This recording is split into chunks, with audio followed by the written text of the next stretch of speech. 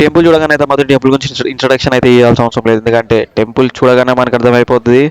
జూబ్లీస్ పెద్దమ్మ తల్లి టెంపుల్ అయితే ఈ టెంపుల్కి అయితే ఈరోజు నేను దర్శనం చేసుకుందామని వచ్చాను.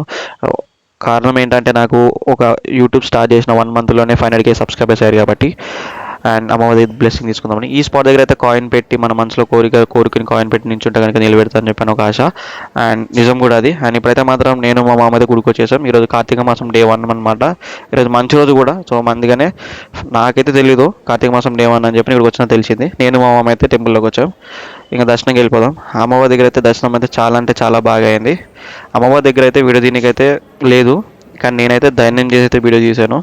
సో అమ్మవారు చూడండి ఎంత చక్కగా అలంకారం చేశారు ఈరోజు కార్తీక మాసం డే 1. సో ఇప్పుడైతే మాత్రం అయిపోయింది, దర్శనం అనేది అయిపోయింది, ఇంకా బయటికి వెళ్ళిపోవడమే. అండ్ టెంపుల్లో క్రౌడ్ అయితే కూడా బాగానే ఉంది ఈరోజు. ప్రసాదం తీసుకున్నాను, ప్రసాదం టోకెన్ మాత్రం లోపలికి ఇచ్చారు, అక్కడ ఇవ్వలేదండి. అండ్ బయటకు వచ్చేసి అయితే కొబ్బరికాయ కొట్టాను.